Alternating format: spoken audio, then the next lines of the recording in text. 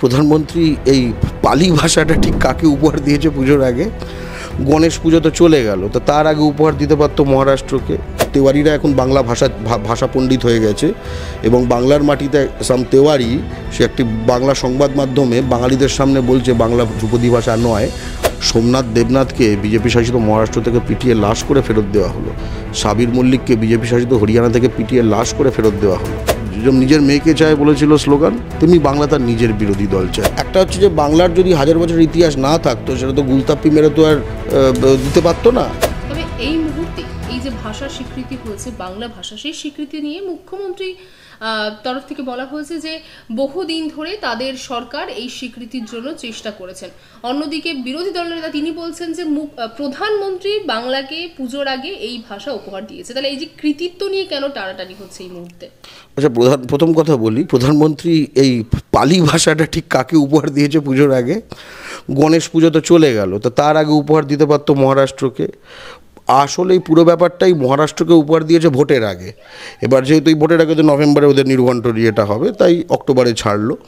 এটা সত্য কথা যে মমতা বন্দ্যোপাধ্যায়ের নেতৃত্বাধীন যে পশ্চিমবঙ্গ সরকার তারা অনেক এফোর্ট দিয়েছে, ঠিক আছে, এখন সেটা সবুরে মেওয়া ফলল। একই সঙ্গে কিন্তু সেটা শুধু মমতা বন্দ্যোপাধ্যায় নন, আমরা দেখেছি যে অধীর রঞ্জন চৌধুরী তিনি যথেষ্ট গুরুত্বপূর্ণ ভূমিকা রেখেছেন। লিডার অফ অপোজিশন যখন একটা প্রাইম মিনিস্টারকে চিঠি পাঠায় তার একখানা ওয়েট আছে। আমরা দেখেছি সিপিএমের সাংসদ বিকাশ রঞ্জন ভট্টাচার্য উনি পার্লামেন্টের রাজ্যসভায় উনি সরব হয়েছিলেন। আবার একই সঙ্গে শুভেন্দুবাবু বোধহয় এই কথাগুলো বলেছেন।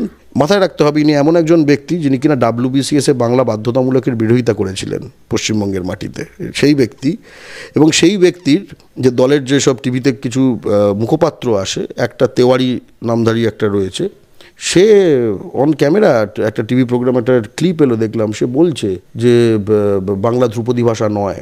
আজকে নয়, আগে এইসব স্বীকৃতি আসার আগে, ঠিক আছে, সব ভাষাচর্য তো, মানে এখন তেওয়ারিরা এখন বাংলা ভাষা পণ্ডিত হয়ে গেছে এবং বাংলার মাটিতে সাম তেওয়ারি সে একটি বাংলা সংবাদ মাধ্যমে বাঙালিদের সামনে বলছে বাংলা ধ্রুপদী ভাষা নয়।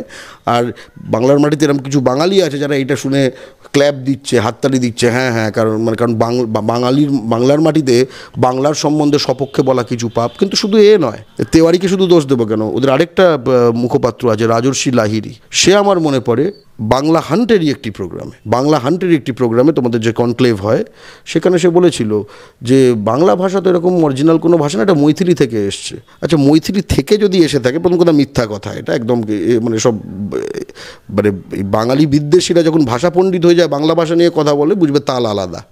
মৈথিলি ভাষা তো কই ধ্রুপদী ভাষা নয়, যে ভাষা থেকে এসছে সেটা ধ্রুপদী ভাষা নয়। আর যে ভাষাটা নাকি সেটা সেই ভাষা পুরনো ভাষা নাকি পয়দা করেছে, সেই নতুনটা নাকি ধ্রুপদী ভাষা। তো অনেকে এক্সপোজ হলো, বিশেষ করে পশ্চিমবঙ্গে যারা বিজেপি করে এরা কতটা বাংলা এবং বাঙালি বিদ্বেষী, কারণ তাদের এইসব স্টেটমেন্টগুলো তো এখন আসবে। আচ্ছা, হঠাৎ তারা এই ধ্রুপদী ভাষা নিয়ে আগে স্টেটমেন্ট দিচ্ছিল কেন এই তেওয়ারি আর এই রাজর্ষি লাহিড়ী?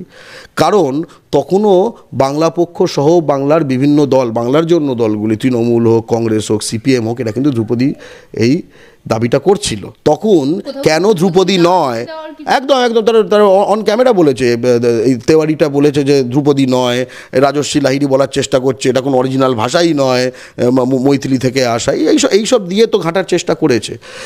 আমি মারাঠি জনগণকে ধন্যবাদ জানাবো যে আপনাদের অন্তত তোষণ করে ভোট পাওয়ার চেষ্টা করছে বিজেপি। আমরা তো বাঙালির এখানে যখন বিজেপি ভোট নিতে আসে তখন তোষণও করে না, ফ্রি বেশ কিছু ভোট পেয়ে বেরিয়ে যায়, আপনাদের অ্যাটলিস্ট তোষণ করে স্বীকৃতি দিয়ে ভোটটা করাতে হচ্ছে। বাংলায় তো বিধানসভা রয়েছে 26-এ, গতবারের বিধানসভাতে যেখানে 200 আসন ছিল 77টা আসন পেয়েছিল, এবার কি আসন সংখ্যা বৃদ্ধির চেষ্টা হচ্ছে এর মাধ্যম দিয়ে? দেখুন, যদি বাংলা ভাষাকে ভারতীয় সেনার ভর্তি পরীক্ষার ভাষা করে দেয়, অর্থাৎ হিন্দির সঙ্গে সকল অর্থে সমানাধিকার করে দেয় কেন্দ্রীয় সরকার, সেটা একটা খুব গুরুত্বপূর্ণ পদক্ষেপ হবে এবং বাংলা পক্ষ সেটা স্বাগত জানাবে। কিন্তু করলে তো, যেখানে ভারত জুড়ে বিজেপি শাসিত রাজ্যে যে বাংলা বলছে তাকে বাংলাদেশি অর্থাৎ পররাষ্ট্রের নাগরিক বলে তকমা দেওয়া হচ্ছে।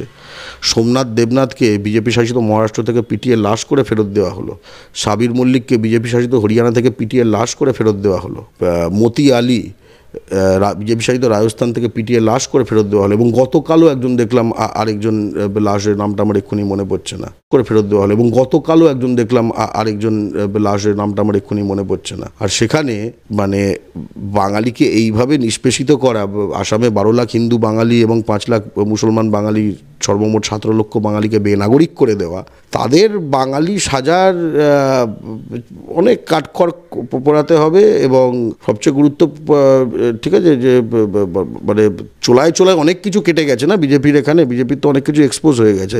আমি শুভেন্দু বাবুকে বলবো যে আপনাদের এই যে মুখপত্রগুলো, যে বিজেপির মনে যে বাংলা ও বাঙালি বিরুদ্ধে যে বিষটা আছে, এটা এরকমভাবে প্রকাশ করবেন না, এতে সিট কমে, এতে সিট বাড়ে না। এবং দ্বিতীয় কথা, এটাও প্রমাণিত সাম্প্রতিক সময় যে পশ্চিমবঙ্গের শাসক দল তৃণমূল, কিন্তু বিরোধী দলের ভূমিকায় বেসিক্যালি তো বামেদের দেখা যায়।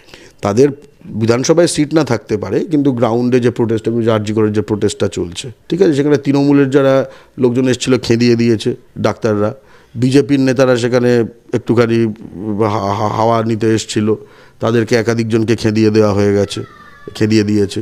এবং গ্রাউন্ডে এই আন্দোলনটা তো বামেরাই চালিয়ে যাচ্ছে, এটা তো সব মানে, এবং সেটা খুব গুরুত্বপূর্ণ একটি আন্দোলন। ফলে বাংলা, প্রথম কথা, তার বাংলা যেমন নিজের মেয়েকে চায় বলেছিল স্লোগান, তেমনি বাংলা তার নিজের বিরোধী দল চায়। বাংলা এরকম ইউপি, বিহার, গুজরাট, দিল্লি, রাজস্থানের এজেন্টদের, দালালদের এবং পশ্চিমবঙ্গে WBCS-এ বাংলা বাধ্যতামূলকের বিরোধিতা করা লোকেদের বাংলায় বিরোধী দল হিসেবে কেন কোনো অবস্থাতেই যায় না। কোনো জায়গায় জাতিদ্রোহীরা, বিভীষণ মির্জাফররা বিরোধী দল কেন, কোনো রাজনৈতিক পরিসরে থাকা উচিত। আপনি ভাবতে পারেন বিহারের, বিজেপি দলকে বলছেন, হ্যাঁ, এটা তো একটা হিন্দি সাম্রাজ্যবাদী, বাংলা ও বাঙালির শত্রু একটি দল।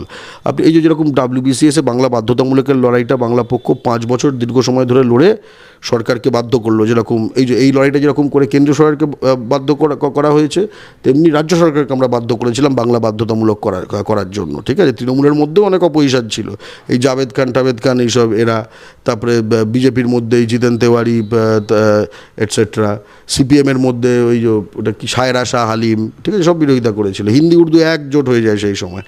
তো যাই হোক, কিন্তু লক্ষ্য করলাম যে তার মধ্যে বাঙালি ঘরে অ্যাটলিস্ট জন্ম শুভেন্দু অধিকারী, সে জিতেন তেওয়ারি যে কিনা বাঙালির বিরুদ্ধে ভোজপুরি ভাষায় জাতিদাঙ্গার হুমকি দিয়েছিল আসানসোলে 29 নম্বর ওয়ার্ডে দাঁড়িয়ে আসানসোল মিউনিসিপ্যাল কর্পোরেশন ভোটের সময়, তার পাশে দাঁড়িয়ে শুভেন্দু অধিকারী বলছে যে বাংলা বাধ্যতামূলক হবে পশ্চিমবঙ্গের রাজ্য সরকারি চাকরিতে। রাজ্য সরকারের এই সিদ্ধান্তের বিরুদ্ধে শুভেন্দু অধিকারী বিধানসভা থেকে রাজপথ অবধি লড়াই করবে, কারণ এতে উর্দু ভাষীদের বিরুদ্ধে এটা একটা ষড়যন্ত্র করছে রাজ্য সরকার। আমি হতবাক।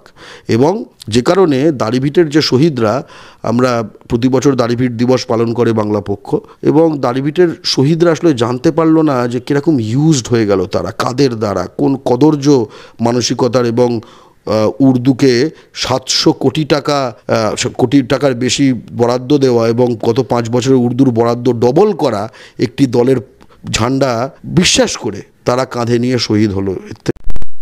এটা তো মারাঠিকে দিতে হতো। দেখো, ইচ্ছাকৃত হোক অনিচ্ছাকৃত হোক, আমাদের ফল দিয়ে কথা, ঠিক আছে। আমরা এই ফলাফলে খুশি এবং আশা করি এটার প্রতিফলন অন্তত চারিদিকে, অন্তত বাঙালির একটা জায়গা হোক যে ভাই, তোমার পুরনো ভাষা, এই সব হিন্দি উর্দু এগুলো একটাও ধ্রুপদী ভাষা নয়, তোমার ভাষায় তোমার ইতিহাস নিহিত রয়েছে, 1000 বছরের থেকে বেশি পুরনো ইতিহাস, ঠিক আছে। যে তোমাকে আর দিল্লির ইতিহাস, আর এই রাজপুতানার ইতিহাস, আর এই মহারাষ্ট্রের ইতিহাস, এগুলো পড়ার আগে নিজের মাটিতে যারা বারবার এই বাংলাকে রক্ষা করার চেষ্টা করেছে, সেটা প্রতাপাদিত্য হোক, সেটা শশাঙ্ক হোক, সেটা ইশাখা মুশাখা হোক, সেটা কেদার রায় হোক, আর সেটা এই আজকে বাংলা পক্ষ হোক, এই প্রতিটি যে আমরা যারা বাংলার মাটিতে বাংলার স্বকীয়তা, আমরা বাংলার অধিকার যারা আমরা রক্ষা করার জিনিসটা করি, এই জিনিসটা করে যেতে হবে। এবং সেটা বলছি বারবার, যেটা অলংকার, ধরো একটা খুব ভালো যে আমি আংটি টাংটি পরলাম, কিন্তু আমার মূলত আমার এই যে গায়ের চামড়া, অস্থি, মজ্জা, এইটা কতটা সুস্থ সবল থাকবে তার উপর তো মূল একটা ভাষা কীরকমভাবে আছে সেটা নির্ভর করে। যে কোনো ভাষা, সেটা নির্ভর করে হচ্ছে সেটা অর্থনীতি তার ভাষা কিনা, বাজারের ভাষা কিনা, কাজের অর্থাৎ দপ্তরের ভাষা কিনা, এবং আরও গুরুত্বপূর্ণ সেই ভাষার মানুষ তার নিজের মাটিতে জনবিন্যাসে পিছিয়ে যাচ্ছে না এগিয়ে যাচ্ছে তার কিনা।